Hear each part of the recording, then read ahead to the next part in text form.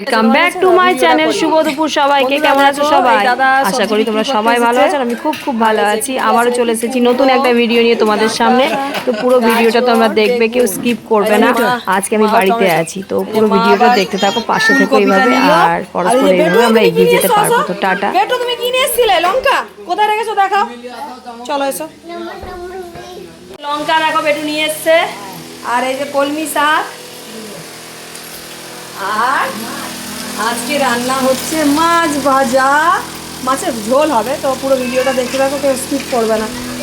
আর এই যে মাছগুলো এখন রাখা আছে, ভাজা হবে, পুরোটা দেখতে থাকো, ঠিক আছে বন্ধুরা? আজকে আমার বর গেছে, তো যাই হোক, এই রান্নাটা এখন ভাত হয়েছে, আর এই যে ভাত, আর এই যে মাছগুলো মা ভেজে রেখেছে, মাছের ঝোল হবে, আর পুরো সঙ্গে থাকো ভিডিওটা। আর এখন এই যে কলমি শাকটা বাছা হবে, সঙ্গে থাকো। হ্যাঁ, আলু মাছ দিয়ে ঝোল করবে মা, তো সঙ্গে থাকো, দেখতে থাকো। এই যে দিদা শাকটা বাচ্ছে। দিদা কি শাক বাচ্ছ? কলমি শাক। ঠিক আছে, সঙ্গে থাকো। মশলা কেটে রাখা আছে, পেঁয়াজ, আর এই যে রসুন কুচি, রসুন দেবো, আর আদা একটু দেবো, আর ঝোলটা হবে সঙ্গে। আলুটা ভাজা হচ্ছে, কফি ভাজা হয়ে গেছে, কফি আলু মাছ দিয়ে ঝোল হবে। মা আজকে রান্না করছে।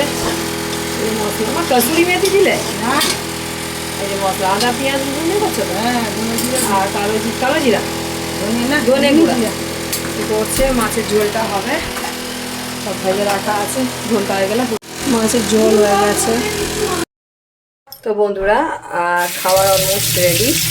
তো দেখো, ঝোলটাও কমপ্লিট হয়ে গেছে, মাছের ঝোলটা, আর কফি আলু দিয়ে মাছের ঝোল। দাঁড়াও।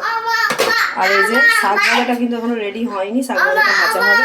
আরেকটা জিনিস এনেছে, আর এটা আমার ছোটো বেটুর হচ্ছে সেদ্ধ ঝোলটা। এই যে ছোটো বেটুর জন্য মাছ দিয়ে মা আলাদা করে ঝোল করে দিয়েছে। তো বন্ধুরা, সবটাই যেমন শেয়ার করছি, এগুলো শেয়ার করলাম। কেমন লাগলো অবশ্যই জানাবে, স্কিপ কেউ করবে না। টাটা, আবার পরে ভিডিওতে দেখা হবে। টাটা।